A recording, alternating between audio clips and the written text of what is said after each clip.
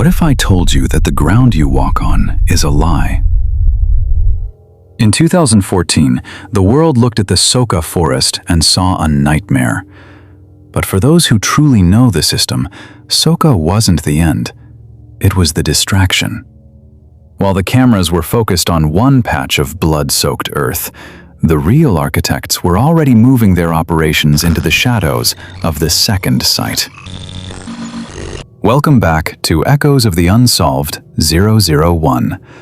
I'm your narrator, and today we go beyond the bulldozed ruins. We go to the coordinates they tried to erase from the map. Following the raid, a survivor we'll call Amos emerged from the silence. He hadn't been rescued by the police. He had escaped a different thicket, miles away, months earlier. When he saw the House of Horror on the news, he didn't feel relief. He felt a cold, paralyzing terror. Because the building on the screen was just a branch office. Amos described a facility hidden so deep in the interior that even satellites couldn't pierce the canopy. He described a second registry, not a leather book, but a digital command center.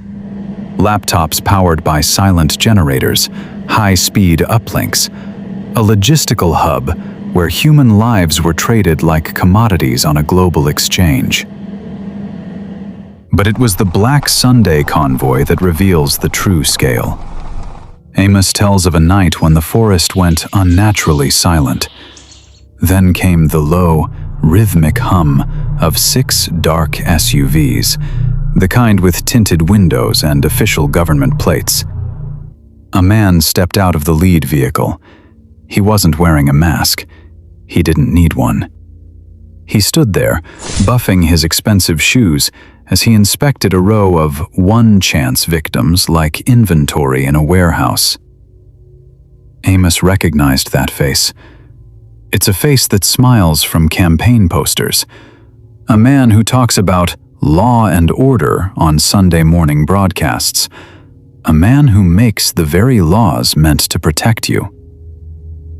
When Amos tried to give these coordinates to the authorities, the system turned on him. His statement vanished. His phone was tapped. A week later, he found his front door wide open. Nothing was stolen, but on his pillow, they had left a single, rusted iron shackle, still warm, as if it had just been taken off a limb. The official story says Soka was a fluke, but look at the expressway today. The disappearances haven't stopped. The one-chance vehicles still roam the dusk like predators. Soka wasn't the heart of the machine. It was just a limb they were willing to cut off to save the body. The Registry of Blood moved to the Ogun, or Eeyore borderlands, into a facility that officially doesn't exist. But the echoes don't stop at the border. While we were digging in the mud of Nigeria, a leak was springing half a continent away. A leak that leads directly from the Nigerian elite to the freezing, fog-covered docks of Namibia.